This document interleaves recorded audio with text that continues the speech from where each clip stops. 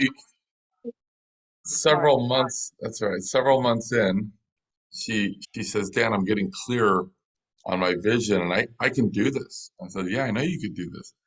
And she says, I've decided I really want to be a big business owner, a successful business owner, but I just don't want to have anything to do with sales in any way, shape, or form.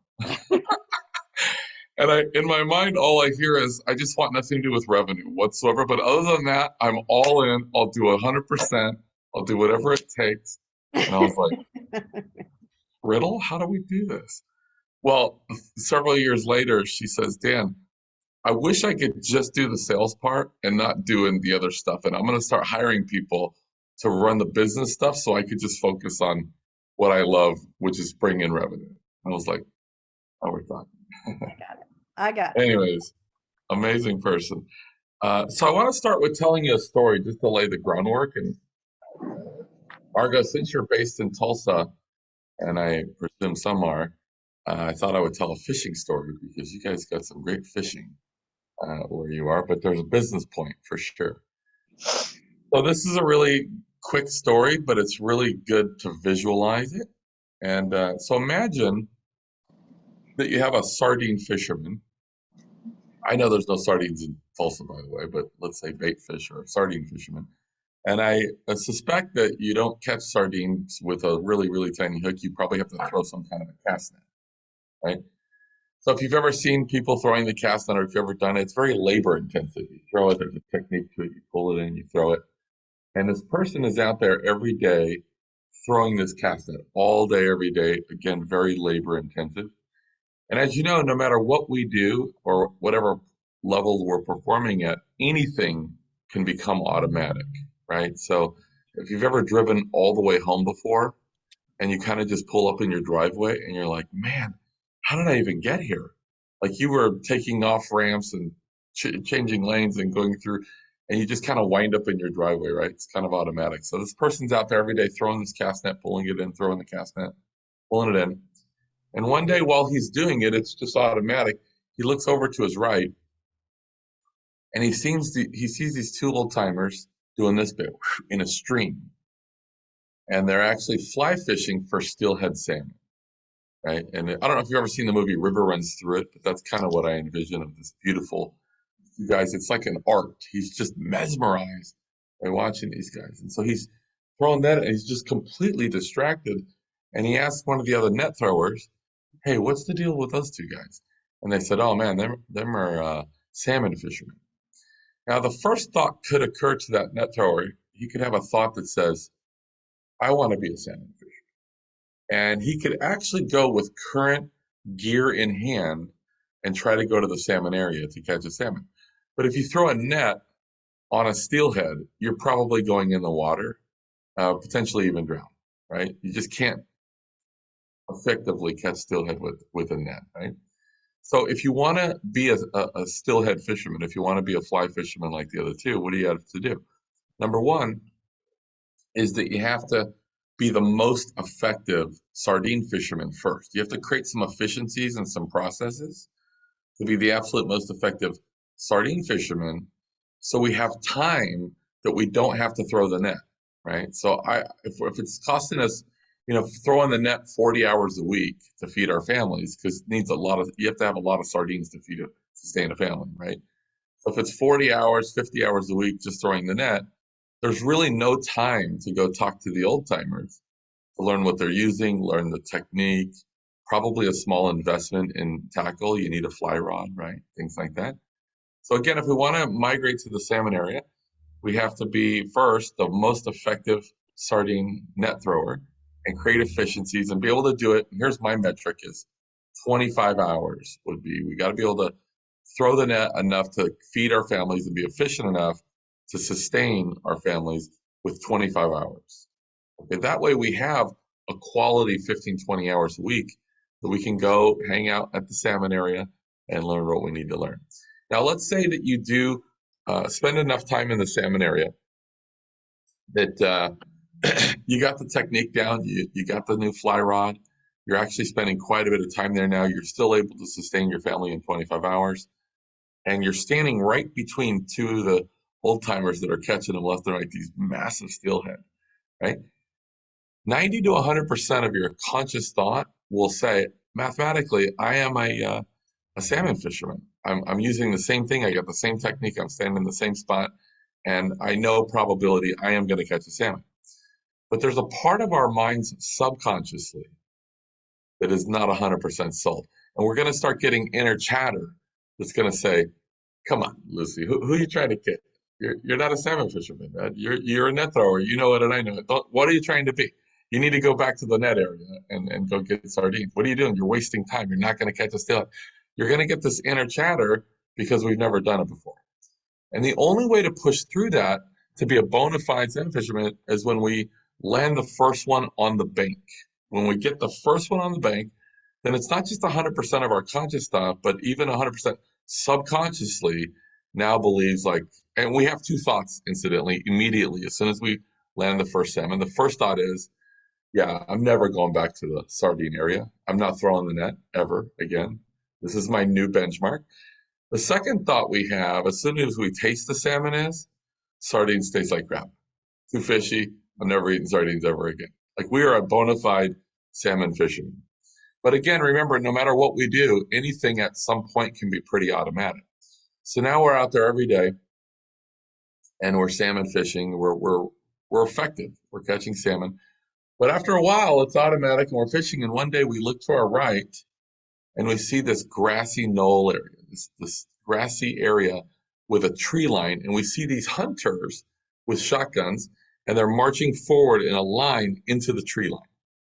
And this person is mesmerized. He's out there fly fishing every day and he's mesmerized just watching these guys go in slowly into the tree line. And sometimes he sees less people come out, right? He's waiting for, like, wasn't there two more guys and they're not coming back? And he asked one of the old timers, he says, hey, what's going on over here? What's happening?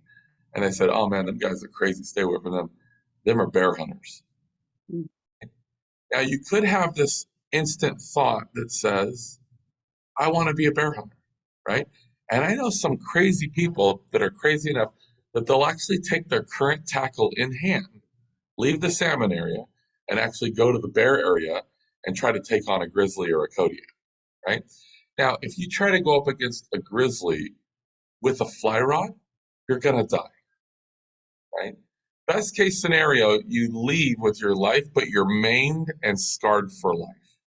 In fact, you won't even go back to the salmon area because it's too dang close to the bear area. You're going to go all the way back to the net area and throw the net for the rest of your existence because you've been maimed. It's like PTSD. Like, you narrowly survive with your life and you've been marred, right? So if we want to be an effective bear hunter, what do we have to do? Well, the first step is we have to be the absolute most efficient salmon fisherman, right?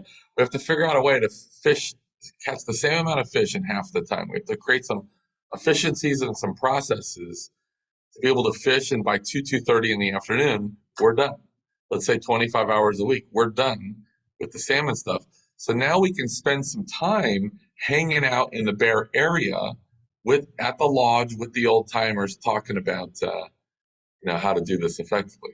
Maybe not going into the forest, but they're actually going on bear hunts. They're observing. They're learning how not to die, right? What ammo to use, how to mitigate risk. They're learning all these things. And then eventually, in your minds, you could say, listen, I'm a bear hunter. And you might convince yourself 99, even 100% of your conscious mind, you believe you're a bear hunter, right? You're seeing other people kill bears. You're going on the hunts.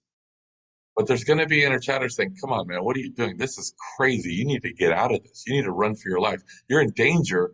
Best case scenario, you're a salmon guy, and go back to the salmon area, right? Until you bag your first bear, then you know, like, I can do this consciously and subconsciously, right? And sometimes the first bear that we bag, it's a straight accident. I mean, I've been very lucky in my life where the first you're in the forest with your gun, and the first time the bear charges you, you get so discombobulated, you fall and trip over a rock, and the gun goes off and shoots him in the head and falls, and you're like, no way, I can't believe that just happened. And we take the win, right? But it's a completely different challenge. Now, Here's the application of this story. Here's the business application.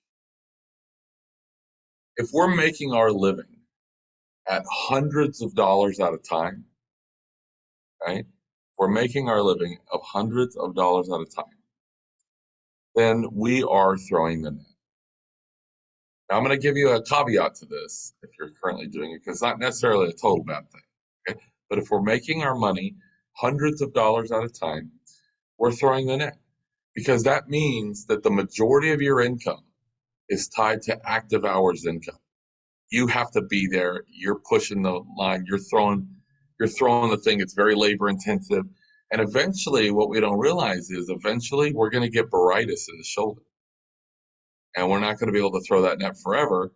And there's really no exit strategy to the net, right? Because the day we stop throwing the net, the pile starts dwindling, because it takes a lot of sardines to sustain a family. The day we stop throwing the net, the pile's dwindling, and you get the birds circling, picking them off, right? So that's the way I look at business. If we're making our living hundreds at a time, it's net throwing. Now, when I see deals, when I put together joint ventures of, let's say, my part is 50,000, 100,000, 250,000, it's not like retirement money, right? But it's nice. To me, those are salmon deals. Those are salmon deals. So salmon deal is I bank a salmon. I can sustain myself for a while and eat off of that salmon for a while, which means I don't necessarily have to fish tomorrow. So it can sustain you for a while, right? And that's the salmon game. And then the bears, to me, those are those big joint ventures or big ideas that you bag one bear, you're done, right? Those are 7, 8-figure type big ideas. And we'll talk about that. That might seem a little out of reach right now, but those are the big kind of, hey, I do this one thing, I got $7 million or $5 million. And if you bag 2 bears, you're a legend. You bag a few bears, you're the guy or the gal in the cabin telling stories, and everybody's just like, you're a legend, right? So the way that I look at this, and if we want to be a bear person, again, if we want to go on bear hunts, most millionaires, they spend the majority of their time in the salmon area. Okay, they feed on a healthy diet of salmon. Nobody is full-time bear hunting, right? No, because you'll die. Like, it's not sustainable to live in the forest all the time, because eventually you'll die. So most very successful people, they spend the majority of their time in the salmon area on a healthy diet of salmon, and they strategically plan to go on bear hunts once a quarter, a few times a year, and with the hope of bagging a bear each year. That's kind of the way that it works, right? Now let's talk about the net area. So we have to think about how to have, so in business, in my organization, we talk a lot about dimes versus dollars, right? So of course the saying is sometimes you got to step over a dime to pick up a dollar, meaning sometimes we have to forego the smaller money to get into the game and go after the bigger stuff, right? And that's certainly true. However, I have to caution entrepreneurs all the time not to underestimate the power of a dime, because you still have to pick up enough dimes along the way in the beginning to afford yourself to stay in the game to go after the dollars, right? So if you were to just ditch the net and go to the salmon area and say, screw that, I'm not throwing the net ever again, I'm just going straight to all salmon and bears, right? You're probably going to misjudge the timeline of the art and the time it's going to take to master the art of the salmon area. And now you starve. You and your family starve, and you're going to have to run back and go get a part-time job or take on a client that you don't want to take on, because you need to get money in to buy a timeline to bridge the gap of your miscalculation, right? And that's happened to every entrepreneur, I think.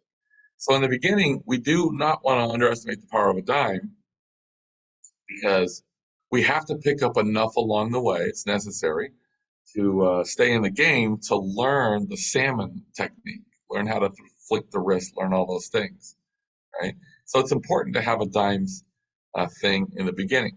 And I have a lot of people in my organization. This is kind of where I start them out. I'll do like a mentorship program or a paid apprentice program. And I give them a net and I teach them how to throw the net in the beginning, right? The reason why is because some people don't even have a net. They're scavenging the banks for scraps. They don't even have a net. So if I could put a net in their hands and show them how to actually bring in bundles of sardines, it's already a leg up. And it's necessary in the beginning to do. But eventually I want to teach them enough skill to move to do it part-time. So our metrics is 25 hours. I'm going to keep training them until we can whittle that number down, that number that they need for their family and their living, their bills and their living, right, and their lifestyle. Whatever that number is, let's call it $7,000 or whatever it is.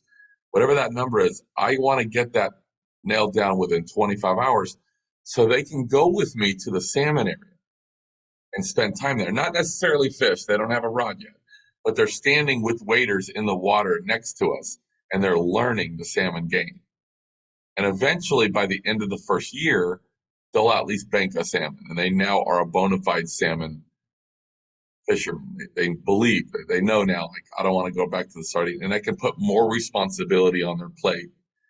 And then eventually, by the end of year 2, they're not only a really efficient salmon fisherman, but they're actually going with us in the forest. They don't have a shotgun yet because that's dangerous, but they're going with us and we're teaching them how to mitigate risk. And eventually they get on their own bare hand. We lead them to that area, right? So, and we're helping them mitigate risk. So again, we have to think about how to exit the net area. Now we do have some companies that are based around sardine things. But here's the deal. I don't want my people to stay very long throwing the net. See, I'm not throwing the net. I'm in the net business, right? To where we're handing out nets and we're having people throw the net, right? Some of our companies, it's a sardine thing, but we own the factories. See what I'm saying? We're not throwing the net. Now, in the beginning, it's necessary to throw the net. You have to, or you'll starve, because mastering the other two, it takes time to mitigate risk and learn how to do it effectively. But the metric should be 25 hours. We have to figure out a way to create efficiencies to take care of our families. Because let's be honest, if it takes 40 hours a week or 50 hours a week to feed our families, take care of our necessities, right? Then what is the quality of focus on the dollars plan? Like, right, the wealth plan to go big. How much quality of thought is actually going on the bigger plan? Maybe 5 hours a month of quality consciousness and thought is going on the big plan. We're never going to get out of the gate, right? However, if we can make our living in 25 hours, we have 15, instead of 5 hours a month. I mean, by the time the world chews you up and spits you out, honestly, after 40 hours a week, 45 hours a week, we just want to go home, get a glass of wine with our mate, and just binge watch some Netflix. Honestly, like we need to defrag. We don't want to do more and think about how to create wealth now, right? So, but if we could do 25 hours, now we have 15 to 20 hours a week, instead of 5 hours a month, 15, 20 hours a week of quality thought on strategy of how to actually get in the dimes game, how to get to the salmon area and eventually the bear area, right? Now, right now, that might seem a little bit difficult, especially if we're selling books and I've been in the business as well. So I know how difficult it can appear to be, but that might seem difficult. So let me go through a few things that will kind of help us. First of all, we have to have, so here's a few steps to be able to exit the net area, right? So number one is we have to have a clear vision on not only a dimes plan, but a dollars plan, okay? And there's a law in business called the law of the rabbits. And the abbreviated gist of the law is that if you chase two rabbits, you don't get either, right? So if we're trying to run a business, but we're also in an MLM trying to make supplemental, we're doing both at a time, we're splitting our focus, neither one are going to work very well. I was watching something recently. Mark Cuban was talking about the importance of diversifying, that all millionaires should have at least 7 streams of income and don't put all your eggs in one basket. And that's certainly true. And I think it's great advice for him and it's good advice for me. But Is that the right advice? It's the absolute right advice for a lot of people, and it's the absolute worst advice for a lot of people, depending on our perspective and situation. Because in the beginning, when you're building a business and you're having a challenge, let's say that challenge is to make 10,000 bucks in a month or even in a week, right? When you have a challenge, you're challenging yourself like that. In the beginning, when you're building, I think the acronym for focus should be follow one course until successful. You have to have laser focus on one thing until you hit pay dirt, until you hit pay dirt.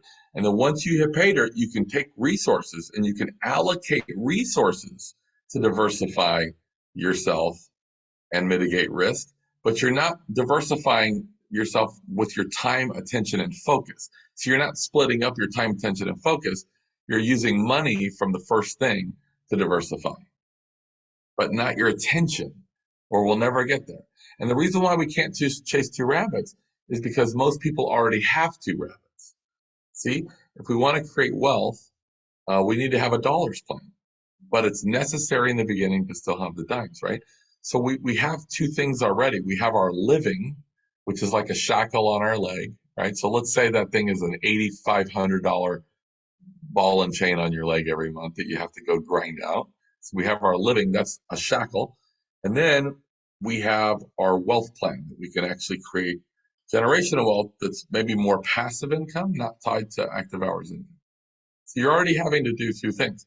So the living needs to be figuring out how to unlock that shackle in 25 hours.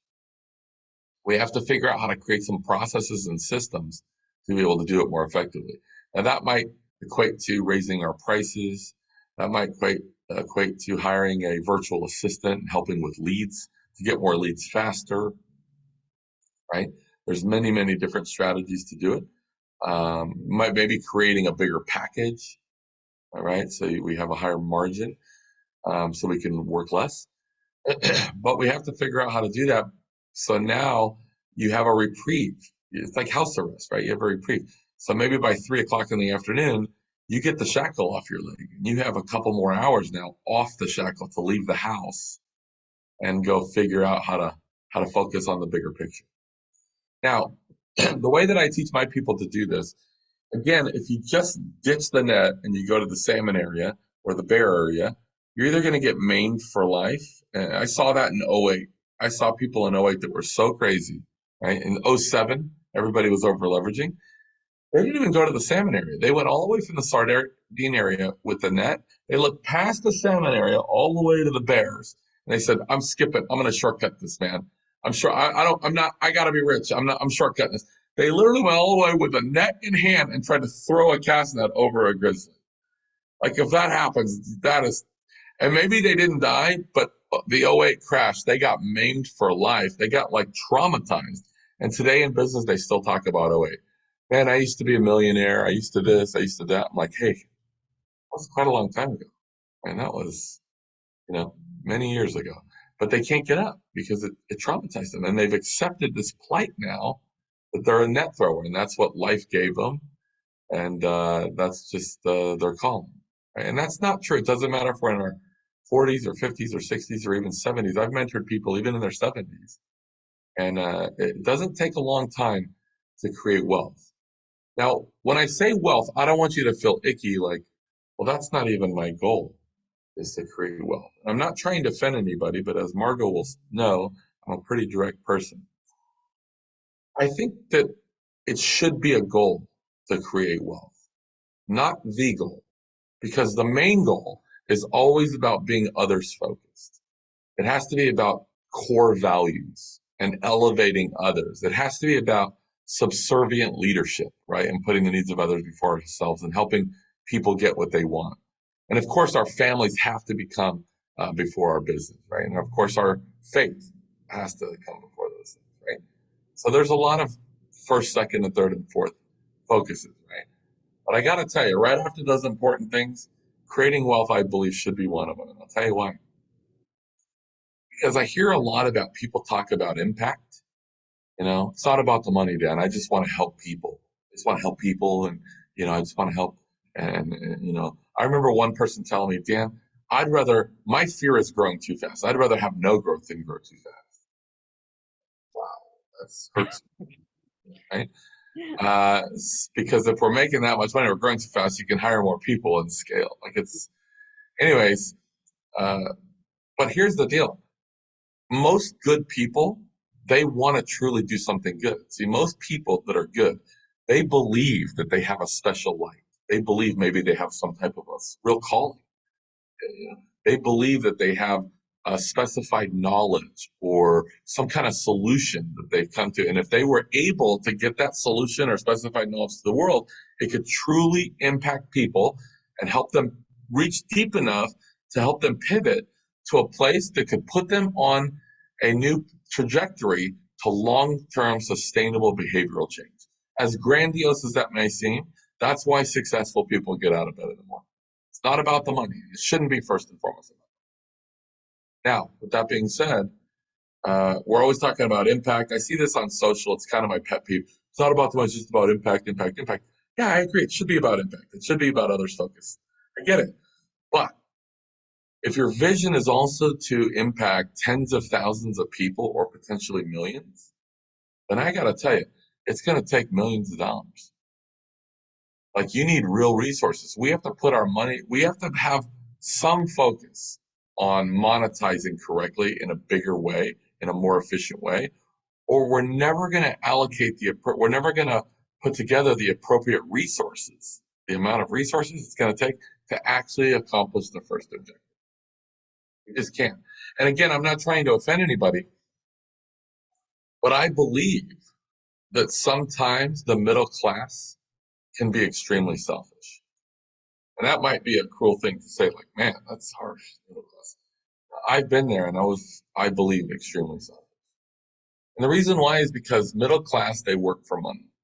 There's a finite amount for them. When I hit this much money, if I can hire a financial advisor, put X, Y, Z away, get a certain ROI, then I can retire and I'm out. There's a finite number when I hit that dinger, I'm out. And that's really good for you. But what about people outside of your immediate family or close friends or even larger in your community or maybe even outside of your community? What about them? Right? Where's the impact? Now, when you look at wealthy people, and there's some rich idiots for sure, but overall, when you look at wealthy people, a lot of those are the ones that are doing more of the philanthropic endeavors. See, they've already hit that mark of what they need, and they still wake up early every day and go to it. And it's not that they'll even spend the money that they have, but they're not working for money, contrary to popular belief. They're working for impact. They're not going to spend what they already have, but they're still out there because they don't want to just take care of the needs of their family and close friends. They want to impact their community and even well above, beyond their community. So there can't be a finite number, and it's actually really good to be able to put together the appropriate resources so we can use that. It's not a materialistic thing like, I want to make $10 million or $20 million so I can drive all these Lambos. It's not a materialistic thing, okay? It's to have the appropriate resources to expand our impact for some good in the world. Because God only knows we certainly need it right now. And somebody has to take it. So we have to have clear vision on not just a dimes plan, right? The throwing the net, but we have to have another idea of how to get to the dollar. Now, there's a problem in the beginning. Here's what the problem will be, and I suspect that some of us are facing this problem now, is that when we think about how much we want to make, and we think about leaving the net area, and we think about creating some type of wealth, right?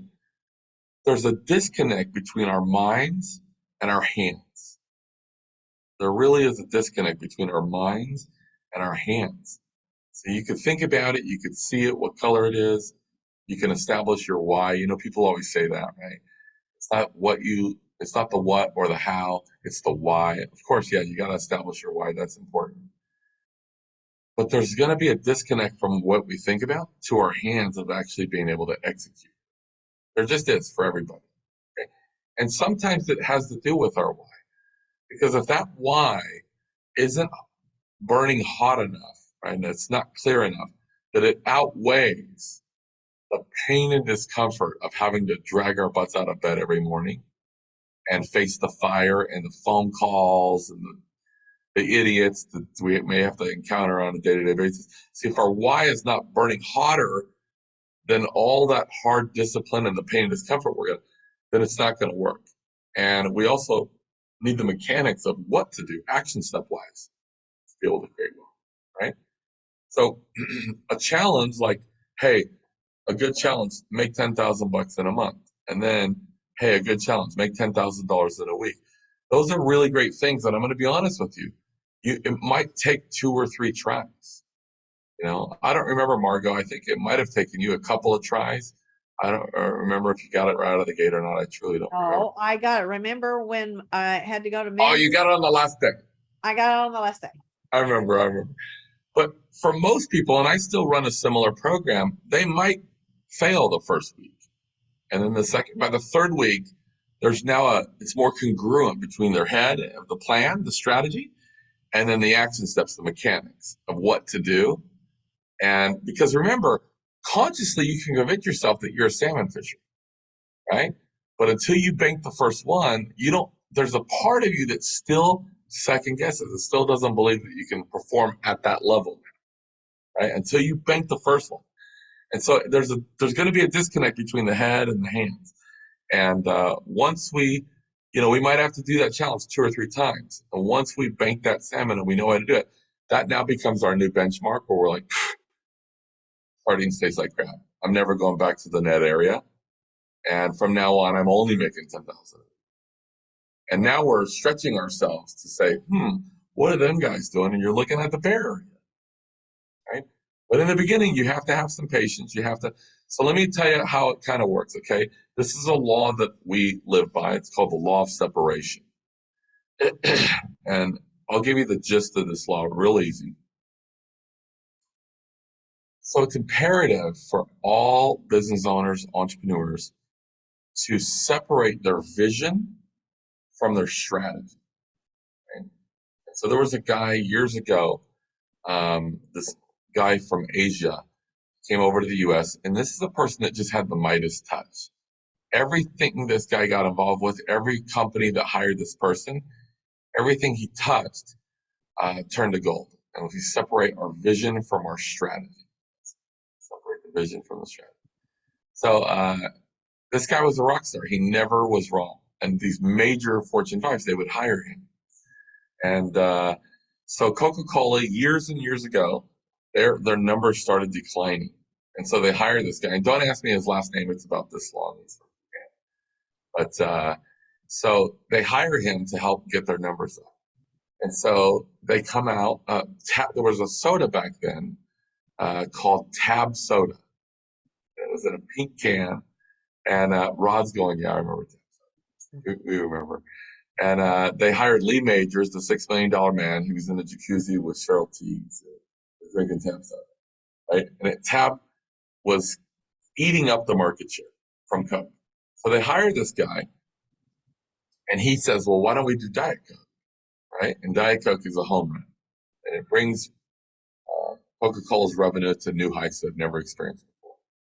Years later, Coca-Cola, again, the numbers start to decline. And they say, man, we need a solution. So they hire this guy again. And they say, listen, we need a home run.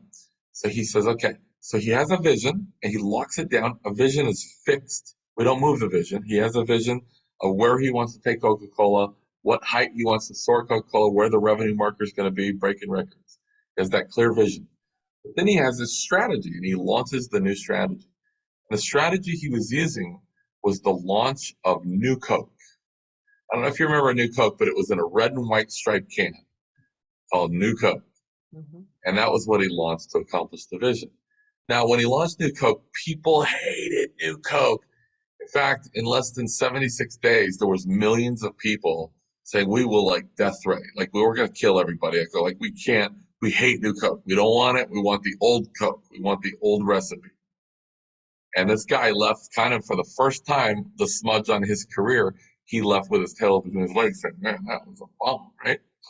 Now, as he thought about it, it wasn't just to champion him getting his job back with Coke, but as he thought about The problem, he thought and thought, and he looked at the data, and he said, I got it. So he goes back to Coca-Cola and he says, listen, I know exactly what to do. I know how to deliver exactly what I said, hit the same revenue markers, even surpass what I originally said.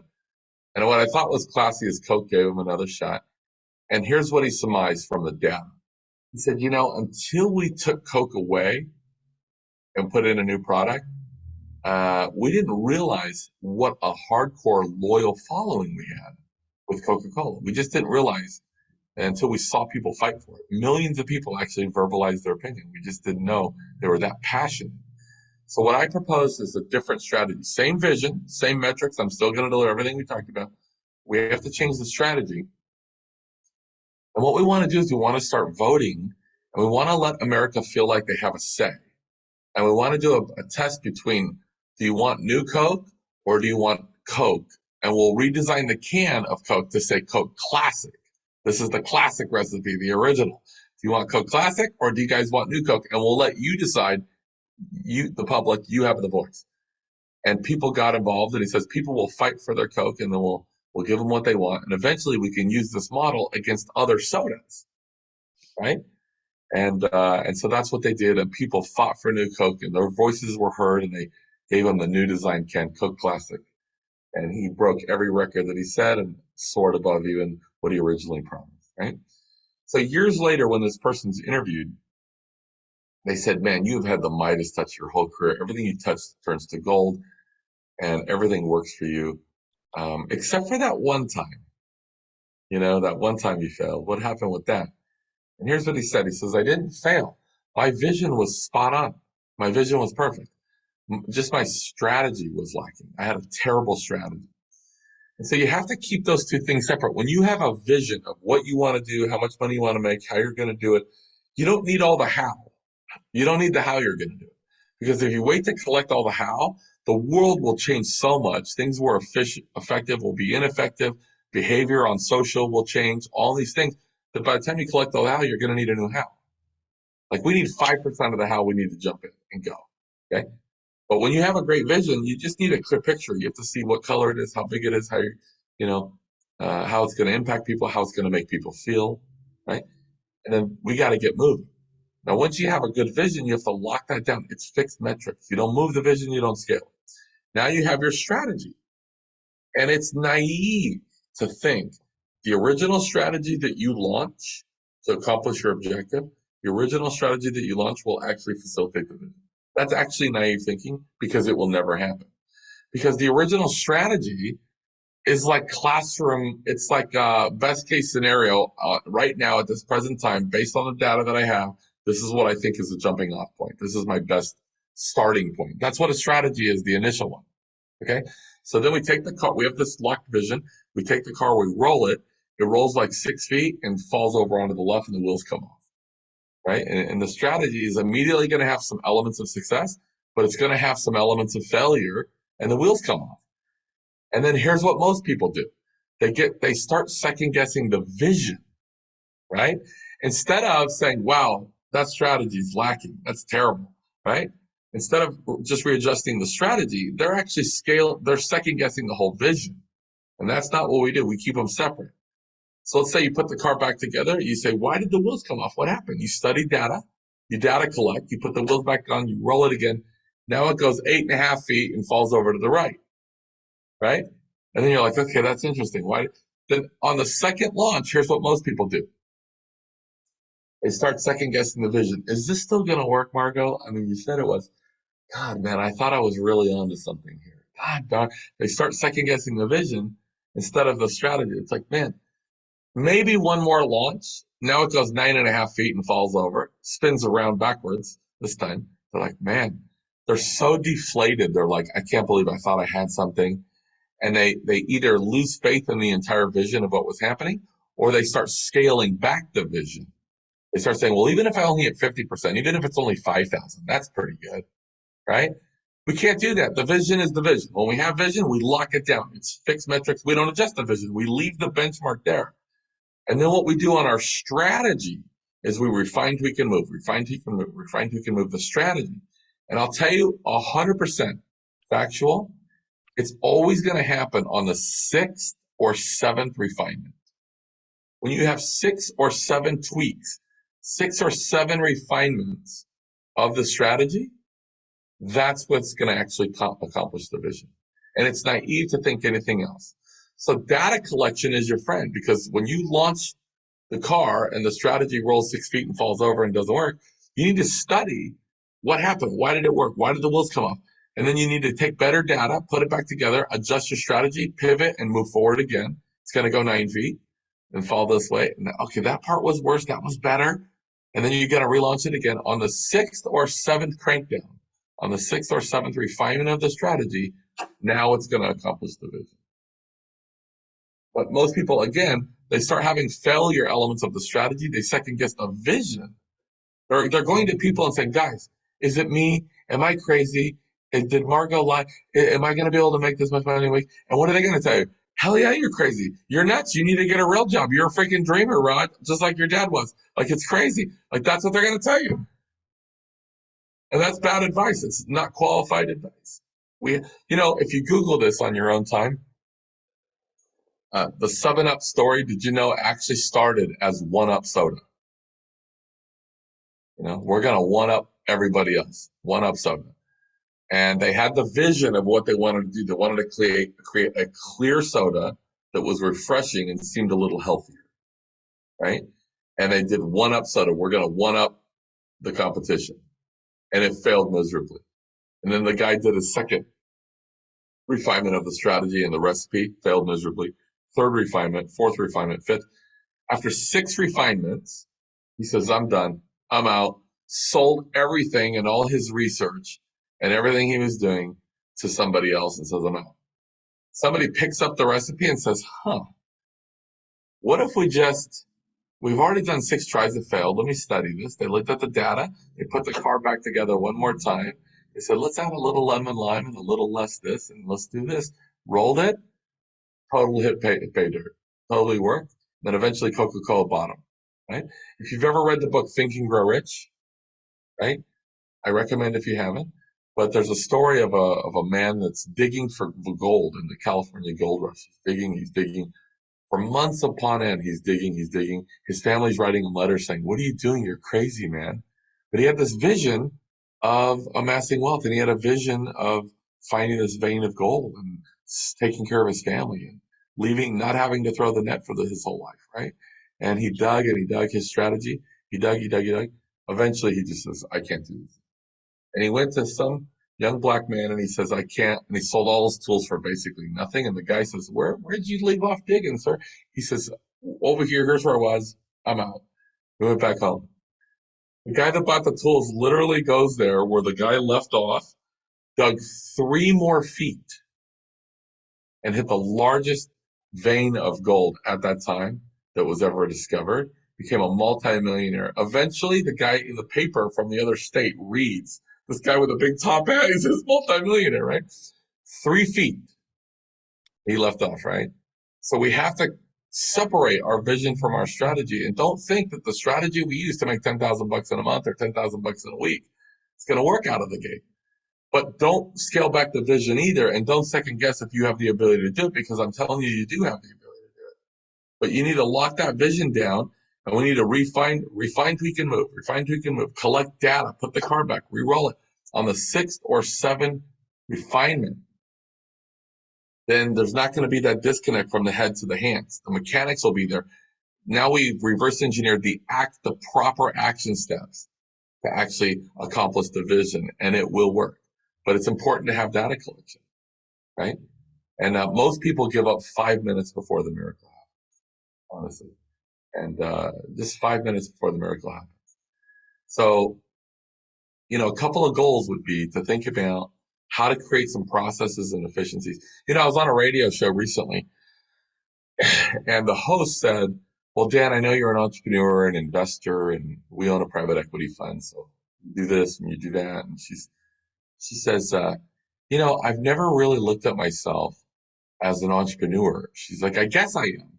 She said, I'm a small business. I've owned a business for 7 years, but I never really considered myself as an entrepreneur. I don't even know if I am. Is there a difference?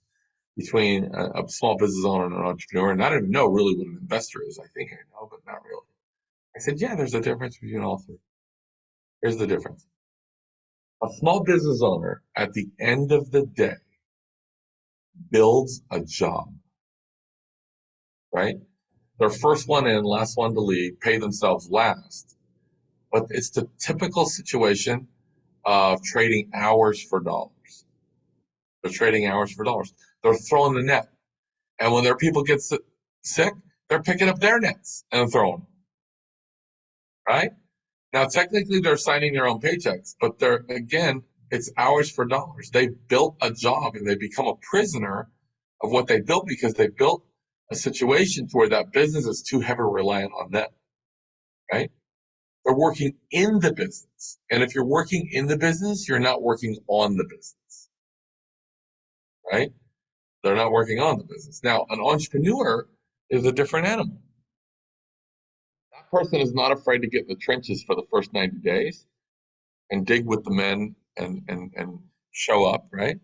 But from day one, they're thinking about processes and systems that they can put in place to allow them to work within 3 to 4 months, exit the net area, and they're now working on the business instead of in the business. The company, because they have processes and systems in place, the company is not heavily reliant on them. It doesn't need them to function, right? They're not working in the business, they're working on the business. An investor is even different than that. An investor is, I don't want to work in the business. I don't want to work on the business. I just want my money to work on the business, right? Now, which one are we? We might think that, man, this is brutal. The point that I'm getting here is I'm throwing the net. We may be throwing the net right now, but I got to tell you, you should still be an entrepreneur, not a business owner. See, if whether you're doing you could be on an affiliate program in sales, right? If you're in sales and you're on a 1099 and you're not an employee, then you're an entrepreneur. You're in charge of your own destiny. You can make as much as you want, right? Years ago, I used to coach the company Subway, and the franchisees would always be like, dude, I don't know what Fred DeLuca is doing up there, man. But corporate's this, corporate that. They're not helping me. Corporate this, corporate that. I go, aren't you a franchise owner? So you own your independent store, right? Well, like, what if corporate never gets involved? Like, you're an entrepreneur. You're on your own here. So, like, is there strategies that we could come up with at a store level to change everything? Well, I don't know that corporate would go for that. Well, we don't know that they wouldn't either. Like, we already got to know. Let's try, right? And corporate's like, yeah, any help, man, it's great. Do whatever at the store level. Just run it past us, right? So if we're selling, then we're an entrepreneur. We can write our own paycheck, and it's up to us, not the corporation, to find efficiencies, figure out ways to put processes in place. Maybe we have to think about how we're valuing our time. Maybe we need to charge a little more, create a bigger package. Maybe we need to hire a virtual assistant for $300-400 a month. If you want 10 grand a week, okay, maybe you have to hire a virtual assistant for 300-400 a month to help make more calls, do more reach outs on LinkedIn, have a bigger funnel coming to you so you can actually do what you do and hit that volume. Right? Whatever it is, we're going to keep the vision and the strategy separate. Remember, on the fifth or sixth, or usually sixth or seventh refinement of the strategy, we'll be able to accomplish the vision. So in the beginning, we got to think about the vision. We got to think about the law of separation. We have to understand going in, there's going to be a disconnect from our head to our hands. There's going to be a mechanics issue of execution. And it's going to take 6 or 7 refinements of the strategy to actually give you the proper action steps that will actually facilitate the vision. That's actually just part of the process. Sometimes in my own business, I'm rolling out programs and my people go like this, Dan, you know that's not going to work, right? Like Monday, I'm going to roll this out. And they go, yeah, you know that's not going to work, right? I go, I know, I'm so excited, right? I'm still rolling it out. You know why? Because that's the best I have right now in terms of a strategy. And I know it's going to slide 6, 7 feet and fall over, but that actually gets me in the game as a stepping up point for data collection.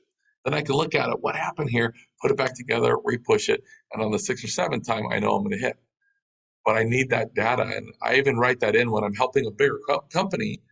I write in a period of 3 to 4 months of failure. I embrace failure. I say, look, we're going to fail our butts off, but we got to fail fast. We got to fail really fast, right? And we got to get data collection. And we don't discourage easily. We're not going to second guess the vision. We're not surely going to scale back the vision. We got to fail as quick as possible, keep refining, tweaking, and moving forward our car, putting it back together, and then we'll hit. Right? But don't let failure discourage you if you're having that now. If you're setting the goal to make 10 grand in a week, I promise you, once you do it once, 10 grand in a week, once you do it once and you bank that first salmon, the thought is, I ain't ever going back to the net area because now I know consciously and subconsciously, 1000%, I know I can do this. That will be your new benchmark. You'll never make less than 10,000 a week. Now it's like, well, heck, what are them guys doing over there in the woods? You're going to start thinking a lot different, but we have to wait for that to sync up our heads and our hands. We need that congruency. And the only way we get that is through data collection and readjusting the strategy, right? If we step up to the plate and hit a home run every time, we might make some money, but we don't learn anything, right? When we learn stuff is when we fail. I always say we either win or we learn, right? We don't fail. We either win or we learn. Because when we win, we make money, but we don't learn anything. When you fail and you get knocked in the head, you take those nosebleeds, you just get knocked in the dirt, right? And I've had a lot of those. You jump off the cliff and hit the ground and it hurts, right? Then that's very conducive for growth because you're literally dazed and confused saying, what in the world happened? How did that happen? And you're now data collecting better information and putting things together, picking yourself up, and you're refining and moving forward the strategy, right? And that you can grow 10 years within 6 months because you're forced to. You're forced to acclimate to the situation at hand. And so we either win or we learn. And generally, when we take those big whopping failures, that's the information that's necessary for us to glean to help use to set up our next big win. Right? Just remember that it's actually a natural part of the process, and thinking that our original strategy will work, facilitate our vision of that goal, is actually a little bit naive. It's going to be on the 6th or 7th refinement of the strategy. Right?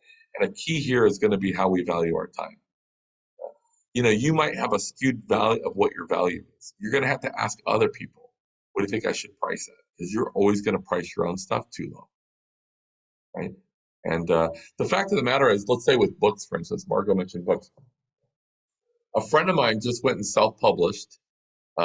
He called me. He's like, hey, Dan, we just self-published this book. I'd love for you to do an endorsement on it, blah, blah, blah. And he paid $25,000 to self-publish with no distribution. Okay. So I said, Jason, how did you, dude, you should have called me, man. I have connections. 25 grand self-publish only?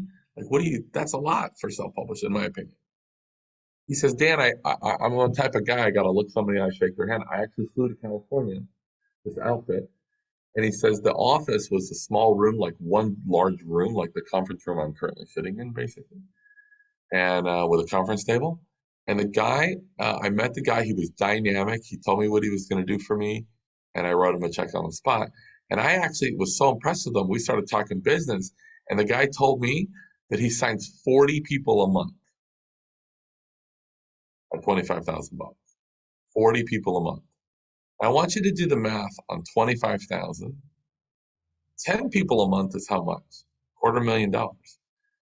So 40 people a month at 25 grand is $1 million in gross revenue every month, right? Now, if your goal is 1,000 a week, are you ever going to make 1,000 a day?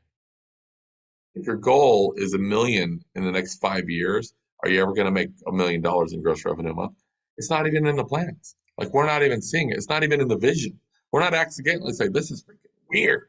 I was going out for $1 million in the next 2 years and I hit it in 7 months. I can't believe how fast I did this. That never happens, right? If it's not in the vision, it's not even possible it's going to happen. But we're getting confused on the dollars and dimes. We're looking at scaling our dimes metric, the net throwing. And we can't scale that. And here's the reason why, is because of how time works.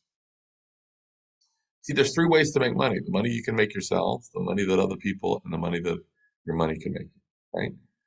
Money that you can make yourselves, the money that other people make you, and the money that your money makes you. Money that we make ourselves is throwing the net, right?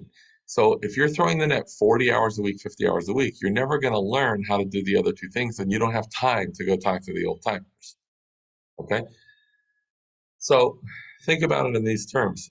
Um, time, first of all, let's say you work off of a checklist, right? So let's say that every day you wake up, you do your routine, you read the Bible, you pray, you do whatever you do in the mornings, meditate, study, and then you go to work. And let's say you have a list of 10 things you got to do every day, right?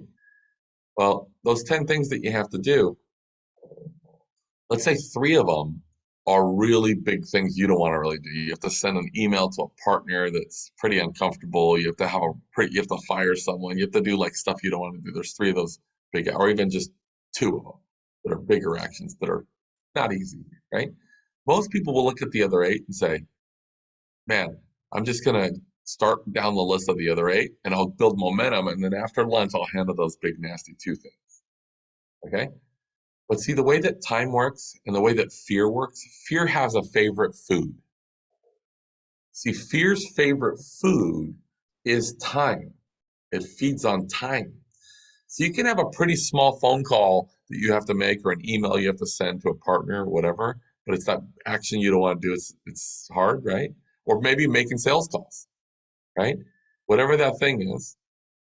And it's like, I'll put that one off. And the more, whatever we're afraid of, the more we put it off, fear has a favorite food. It feeds on time. So then it's like, well, forget after lunch. Tomorrow morning for sure, I'm going to crush it. And then as it feeds, it grows into this big monster that eventually wants to kill you. It's not conquerable at a certain point. So the best way we can manage our fear is to starve it from our favorite food. You know, if you're afraid of the phones, if we're afraid of going door, if we're afraid of making the calls, we don't like the sales process. We don't like what we're not good at. That's a fact. We just don't like what we're not good at. That's what, Margo used to hate sales until she became really good at it, right? And then she loved it. Says, I wish I could just do this, right? We don't like it because we're not good at it. And if we keep putting it off, we're never going to leave the net area. And that fear is going to feed on time and get harder and harder and harder. Right? So there's points of my day every single day that I don't like. I love what I do, but there's elements in the execution that I actually am like, oh man, I'm uncomfortable. I don't like it. There's pain and discomfort. Whether it be going to have a meeting in person or on the phones or working the phones or doing sales, I look at the other objective. I look at the other problem. Driving a car with no air. I've done that before. Driving up to the fast food window and your window, you have to open the door. Like that messes with your head, right? Scarcity. It puts you in a scarcity mindset. Or driving up to a home every night that I don't even want to live in. Or not being able to provide insurance for my family, or health insurance or life insurance, or not being able to ever leave the net area so I can have some joy and quality time with my family and children. See those things, or not having enough time to serve my God, right? And really build my faith on, right? So the way that time works is I look at it as time tokens, right? So let's say that you're working 40 hours a week or 50 hours a week, whatever you decide that time is to take care of your family. I look at it, let's say it's 45 hours.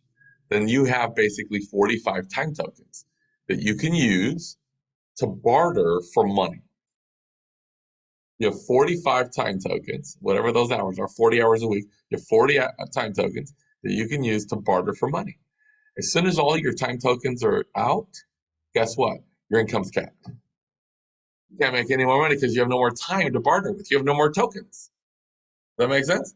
So what do people do? They go steal time tokens from their spouse, from their children, from their God, from other people to use to have more time to barter for income. And then what happens? We get out of balance in our lives and we lose our joy. And we start believing the false narrative of, come on, man, you're a net thrower. What are you doing in the seminary, man? We start accepting our plot in life that we're a sacrificial lamb. Have you ever felt that way? I have, like a sacrificial lamb. I remember my father when growing up, he drove an hour each way on the LA freeways to go work in downtown LA. He was a grinder, man. And we would say, Dad, where do you want to eat? We were going to go to a restaurant or something on the weekend. Dad, where do you want to eat? He would just look like this. I said, Dad, what do you think? Where do you want to go? And you know what he used to tell me? I never understood this as a kid. He goes like this. What do I know, man? I'm just a worker. In other words, ask your mom or ask someone else. I'm just a worker. Right. And as I got older, I realized where he was, because I have felt that way too. Like, what do I know, man? I'm just a worker. You ever been with your spouse and you actually feel like roommates? You're just passing each other in the halls, and you've accepted your plight. Like, look, we got a mortgage, we got kids, we got this. I get what this is. I know what my role is, and I accept it. Like, you become the sacrificial lamb. Like, I get it, and I accept, and I'll do this. And that's commendable on one aspect, that you're willing to be so sacrificial.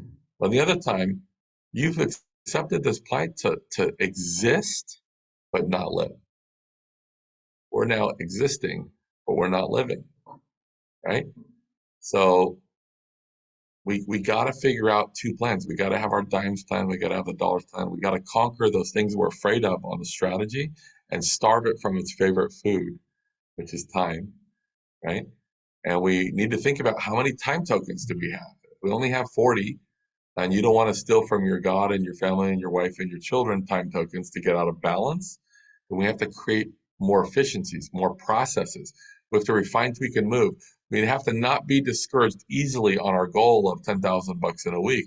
We have to keep refining the strategy 6, 7 times. Eventually, we'll collect enough data that there's not a disconnect from the head to the hands. We'll have the proper action steps to accomplish the vision.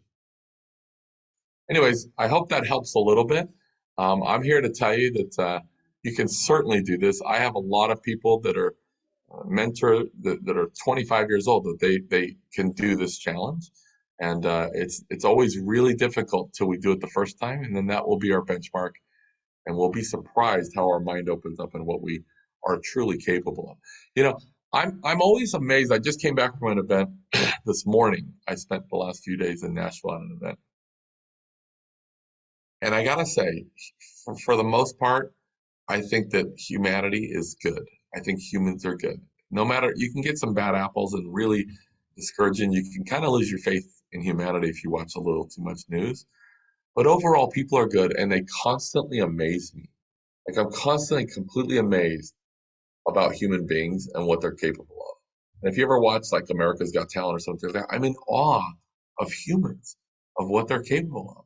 And if you're a small business owner, you know you already have a gear that's like Superman or Superwoman, because what happens on the 27th of the month? The 27th of the month, you're like, you find this new gear, you upshift to this new gear, and you literally say, 3 days, I got overhead, man, right? And you pull off a miracle, and you pull off a whole month's productivity in 3 days. And you're like, I can't believe I did it, right? Every small business owner has that gear, and you know it because we always find it on the 27th, saying, oh my God, overhead 3 days. You turn into Superman or Superwoman, you pull off a miracle. But the problem is what? We slip out of gear, we go back to the mundane things until the 27th of next month, right? And that's a belief system. See, we don't want to, it's a belief system that's how things work, and that's how good we are. And that's not true. If you can find that gear on the 27th, you can find it on the 1st and 2nd and the 7th, and again on the 11th, and again on the 14th. You can stay most of the time in the gear, right? But you got to refine your strategy until, and not discourage easily until you bank the first salmon, until you hit that new benchmark. That'll become the new look. That'll be the minimum bar now. And now you're gonna think a lot different. Man, 1,000. I remember thinking of, can I make 10,000? I remember years ago I had a mentor named Paul McIntyre, about 19 or 20 years old, and the minimum wage at that time was $3.35 an hour. So that tells you a little bit about my age. And Paul said, Dan, let me ask you a question. What would you do for 10,000 a month? And my eyeballs were spinning. I was like, and he goes, the answer should be, as long as it's legal and ethical. And I'm like, yeah, totally. Like, I'll do whatever it takes, right? 10,000 a month. That was a lot of money for me at that time. So then, and it took time to hit that benchmark. And then I remember thinking instead of 10,000 a month, 10,000 a week. I remember that challenge, and so does Margot. And it took time to hit that benchmark. Not for Margot, she actually did get it on the last day. I remember that. It took me a little time. And then I remember 10,000 a day. 10,000 a day was a big benchmark for me. And I'm going to make 10,000 a day, right? And now my coaching is 3,000 an hour. I can easily make 10,000 a day by working 3 hours. And if I do live events, it's much more than that, much more than that, right? But again, my belief system was stalled out. I didn't believe I could even do 10,000 a month until I banked the first baby salmon and took a bite, and I'm like, I'm done with the net area. I'm out. Because we already have that success here, every one of you. We just need to not discourage easily, trust the process, refine, tweak, and move our strategy, data collect, put the car back together, and I promise you we'll get there. Anyways, it's been my pleasure. I hope that was helpful. Thank you, Margot, so much for inviting me. Oh my gosh, I'm so happy. Hey, you guys, I want you to, I've got a little bit of time because my next meeting canceled. I'd really like for you to unmute and just tell your name and tell what business you have. And if you've got a question, I mean, do you have time, Dan? Yeah, I got a few minutes. Okay. You know, don't take long, because don't take up everybody else's time, but just tell your name and what business you have. And Lucy, why don't we start with you, and you can unmute and go for it. Okay. Well, thank you, Margot, first of all. And Dan, my name is Lucy Dawson. I'm with Dawson Design. We do print and marketing. And Margot, you didn't tell me Dan was so handsome. So, but that was incredible. I think, I see Margot generally hits the bullet on the head, but you have, you've really done it. And a lot of the things that you've said, it's basically like you were speaking just to me. So thank you so much for that. My pleasure. Nice to meet you, Lucy. Nice to meet you. Deborah Ingalls.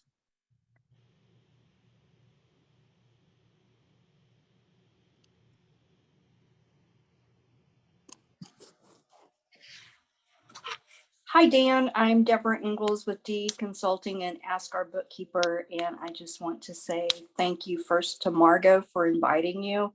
And thank you for taking the time to share with us. I can't wait to listen to the replay. I was taking so many notes here. I've got about 5 pages of notes already. And I just really appreciate your wisdom that you shared with us this evening. Thank you. My pleasure, Deborah. Hey, Deborah Costello, Dr. Deb Costello, she's been a really, she came to me the first year and has been with me, for the whole time. So Dr. Deb, she was a dentist, a retired dentist when she came to me, didn't know a thing about business. And I said, go ahead, come on, I'll teach you. Okay, am I on? Can you hear me? Yep. Yeah. Okay. So yeah, I'm Dr. Deborah Costello. Yeah, I haven't been in that career since 2010. So I've done direct sales. I've worked with Margot with her company's business coaching, and Don't Do Church Alone and the publishing, and done a lot of nonprofit work. And actually I'm in transition. So I'm looking for an open door. Yeah, I told her, get on the call. She'll find her way. Okay, got it. She May have does. a few ideas I can share with Margot. Very cool to finally meet you. I've heard so much about you. Thank you very much. My pleasure. Yeah. Nice to meet you. I could hear things that Margot picked up from you. It's all, I'm telling you Refine, guys. tweak, and move. Yeah. Little things that, she. Oh, nice. Yeah. So it's like, I know where that came from. Yeah. Very cool. Trust me, it's all come from Dan. So there's not a whole lot that's new. Okay. Thanks, Deborah. Rod. Yes. Thank you, Margot. I know why you're so excited. Dan, my name is Rod Kendrick. I'm a new author. I should have a book being published the 1st of 2023. Wow. I just, wow. Thank you, Dan. Man, whew. I'm a net thrower. Used to be. Nice. What a concept. What a story. Man, so powerful. And I can grasp it. I mean, I took a lot of notes, but that image in the story, oh man, forever. You don't want to go bear hunting unless you're prepared. Excellent job, Dan. Hey, Thanks Rob, for tell sharing. me about the book. What's the book coming out? My book is I'm disabled, don't have any legs. I was in an automobile accident. My book is My 1,000-Pound Gorilla. And my 1,000-pound gorilla is a 1,000-pound disability turning into a 1,000-pound possibility. Nice. My book's a lot of faith-based, but God really has touched my life, changed my life. I lost all hope. When Yeah. God gives you hope, when you've had none, things change. And man, I'm just excited because my story's about being disappointed, no hope, and finding out, you know what, there is hope. And for different people, it's different things, but I know one way that worked for me, and that was for trusting in God. And God literally, Dan, he literally physically touched me to restore my hope and will to live. I lost it. I didn't want to see another day. Oh. But to have that restored, man, I'm alive now. So my And you have story, a platform, right, to empower others that you might not have had not going through the experience. yeah, I don't have any legs and I ride a motorcycle. I got a trike out in the garage. So man, I mean, God has just let me loose. But you know, through your concept and through your ideas about business, man, powerful. Thank you so much, Dan. I appreciate this. My So pleasure, Rod. I wrote notes and hope to hear good things about Yeah. me because I'm going forward with Margot. I believe you, my friend. And honestly, Margot, let me know when the book comes out so I can buy the first copy. I will. It's really, really good. Okay, perfect. The whole writing process has changed his life, and it's changed all of us too, because we've watched him really go from, I don't even know how to write a book, to now everybody's trying to keep up with him on the database thing. He's got more people on the database than all of us, all of them put together. So it's great. Perfect. Good job, Rod. Great meeting you. Thank you. Thank you again, Dan. You bet. Sharon. Dan, Sharon works for me. She used to have a big company, construction company in Las Vegas. Wow. And so she lives here now, and she's restarting again. But not in construction. You'll have to talk really loud, Sharon. Not in construction. Oh, got it. Yeah, no.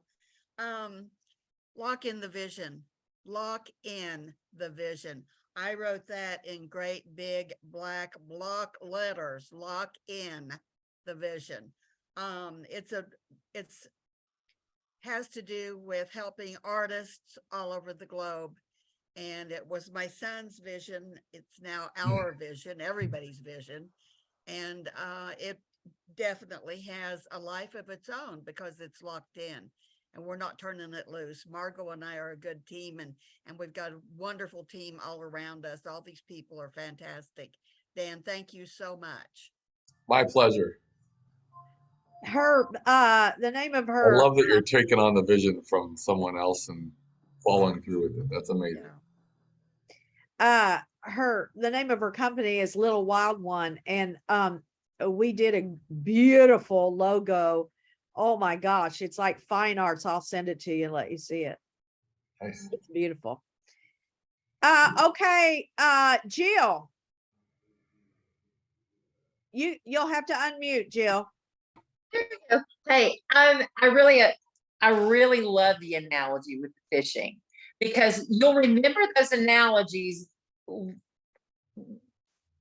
forever, you know, and I appreciate that a lot. I am a teacher and a writer, and this is my third book. And, you know, I really realized with the first two that I just didn't know a thing about marketing. I mean, they might have had a good product, but, you know, so I am believing that third time's a charm instead of 6 or 7, please. I don't Yep. want to recruit that many times. I know I'll have to refine, but I really feel like I have a good book out this time. Nice. And Tell him the name of it, Jill. it's Escaping the Pit to the Palace. It's a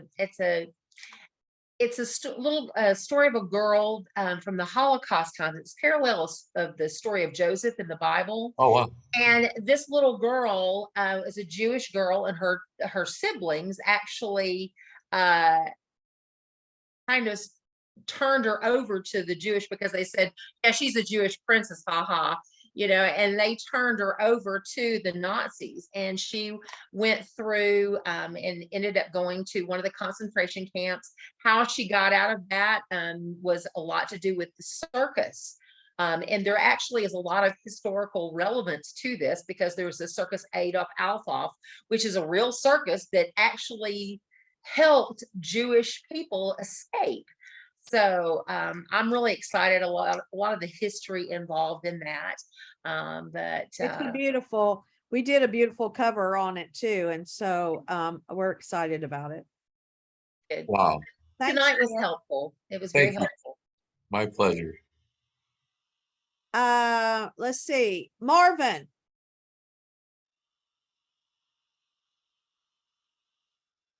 Marvin, you'll have to unmute.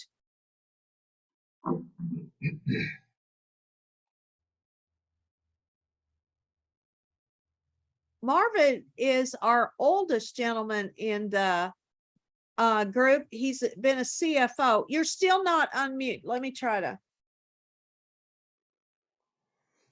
There you go, Marvin.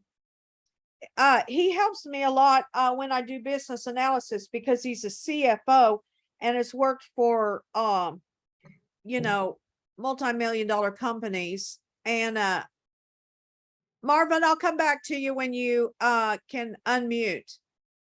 Hey, Anissa, say hi to Dan. Hi, Dan. Hi, Anissa. How are you? How have you been?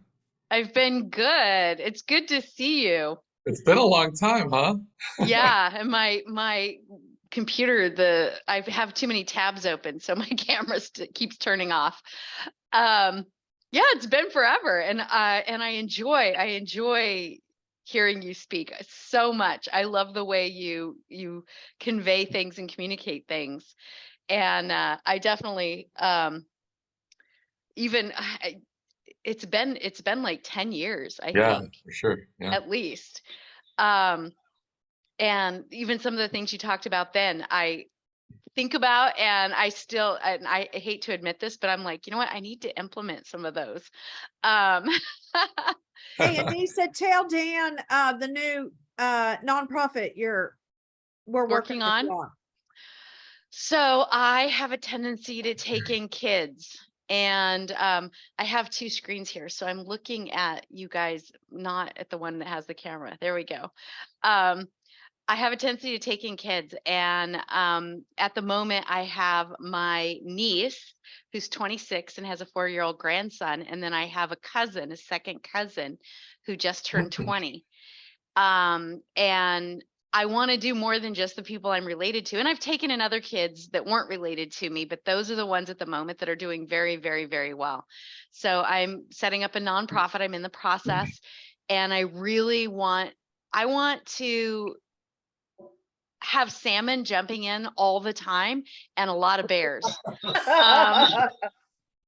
I really want to connect with people who really want to make a difference. I don't know if you'd call it a tagline, but what I really want is I want to help the able be more able. I want to catch these kids before they're on hardcore drugs and before they're homeless and before blah, blah, blah. And the 2 that are not my own. Did you meet my daughter, Dan? Did you ever meet my Yes, daughter? years ago. Yes, I remember. Yeah, she's 19 now. She's actually sitting over here working with me. and and she's an amazing person. If you just the way you reacted, I know you remember her. I think she was like 8 when I Yeah. met her at 9. Yeah, she's 19 now. And so I don't remember even why I said that. Anyway, I want to help the able be more able, because I have my daughter, but then the other two were literally on drugs and had the risk of ending up in a really bad situation. And so I want to provide that because I see such a gap there. And I think I've even talked with Margot recently about some of the things you talked about, doing live events and doing business discussions and helping business owners, and using that format that you talked about. I always Yeah, loved she that. wants us to come out to, is it Santa Barbara? Santa I'm in Pasadena, but Pasadena. Burbank, Pasadena, Glendale. Burbank, yeah. Ah, She's Yeah. she said, why don't you come out and well and speak and Do I and said, yeah, speak and cool. and put together, like, Yeah. I always thought when you talked about it, I was like, oh my God, that makes so much sense to just get nonprofits involved and have them reach out to their database and flood business owners into a conference and help Margot get some business, and at the same time get some people who are interested in my nonprofit, and really making helping these kiddos before they are at the bottom of the barrel. My kiddos are in college, they're doing really well. My 26-year-old's building her own business. So Hey, Anissa, tell Dan what the name of your business is. The Pickpocket. yeah, Pickpocket Girls. Yeah, wow. girls. Yeah. That sounds like a book concept. Yeah. So it's kind of funny because I've had some people be like, well, that's a little offensive. And that's a little bit why I did it. I love it. Yeah, love it because too. that happens, like with these kiddos that end up on the streets. That's what ends up happening. So it's like a twist on it in a really positive way. I have a friend that she was on the streets as a teenager, and she met this really bad guy that was older, and he got her into a lot of bad things. And eventually, she cleaned her life up. She's an amazing human being. But she wrote a book. He would make her rob liquor stores as a teen, Yeah. and she wrote a book that said, "Hello, I'll be stealing from you today." But it talks Wow. about how she found God and turned her life around and all that. It's a really powerful book. I think the title that you have is spot on to get attention and show what's possible. But I admire what you're doing. We have to get involved with our youth young. Before, Yeah. and it's, there's lots of things for people that are at the bottom. Yeah. But getting off the bottom is hard. Yeah. If we can just catch them before they get there and provide them opportunities. Well, That's what I really incidentally, wanna too, do. if they have had those hard times, it's not definitive of who they are as a person no. and Oh, what they're no. able to become, right? Absolutely not. There's a law called law of barriers. And so if I push against your hand and I say, okay, and he's push really hard against mine and I push really hard, that's going to allow you to push hard. But if I say, now push your hardest, and I take my hand away, it takes away your power. You don't have any strength, right? So when we remove all the Absolutely. barriers in our lives, we're powerless. And so, it's easy to blame my dad was very abusive. So it'd be easy for me to blame my dad for all the things that never happened, or my mom, or this person, or that decision. But if we're blaming people, are we also thanking them, or like the accident that you had that we were talking about, Rob? What happened? Are we also somewhat thankful for these things? Because without those events, without that person, we probably wouldn't be the person we are today. We wouldn't have the strength that we have today. And sometimes experiencing those hard times can really set us up to have a new platform now where we could reach people that we weren't able to before, and speak with a different tone and a different authority that will actually listen. It's so true. I agree. Thanks, Anissa. Yeah, great seeing you again. It was good. Let's make it not another 10 years, okay? Yeah, I just sent you a connection on LinkedIn Okay, right while on. you were talking. Perfect. Hey, Marvin. Yeah. Tell Dan. Tell Dan. Hi, what Marvin. Let me tell you a little bit about my background. See if I can. I've got this on 2 different things. Let's try this. Does this work? Perfect. Yeah. Perfect. Yeah, I'm a CPA. I've, done all that. I've worked with a lot of different businesses over time. And then I've, done it on my own and helped businesses go from, the kitchen table to making millions of dollars. You know, it's really interesting when your client says, you know, he said, look at this. He said, you know, this is what I've got right now. I've got $24 million in the bank. And said, you know, that's pretty spectacular coming from your kitchen table. Yeah. And, you know, that took 23 years, but I've worked with him for a number of years. Anyway, pretty successful at that. I'm also do marketing for Melaleuca. It's a wellness company. You may have heard of that. I know the company. Oh yeah. Yeah. And very interesting. And since I'm, you know, getting mostly out of some of the other things I'm doing, devoting time to Melaleuca, that's what I want to do. It's more fun. Yeah. And a phenomenal product. And I've seen people catch salmon. Nice. Nice. Well, Hey, great to you meet you, Mark. guys, thank you so much for being on the call. I always said, you know, Dan and I will be forever. I feel like he's my soulmate. And I said to him when I left to come to Tulsa, I said, you know, before that, I said, what are we gonna do when I get married? And he said this great line. He said, well, he's just gonna have to love me as much as he loves you. So I've always felt like that because it was really, you know, everybody knows my story, Dan, about how you called me like a month after Bill died, and I'm laying on my bed praying, please God, send me somebody that will hold my hand and teach me how to do business. And you just out of the blue called, and you know, to this day, we still don't know really how you got my number. And but somehow God knew that I needed to be in your life and you needed to be in my life, and it would be like that forever. Nice. Well, I love you. And thank you, everybody, for having me. I appreciate your time, and I look forward to reconnecting with everybody soon and reading your books and following up with Margot on all of your successes. Thank you, Have a great Dan. evening. Okay, Thank you so you. much. Margo, thank you so much. We love Thank- you. You're Thank you. welcome. Have a good Thank evening. you.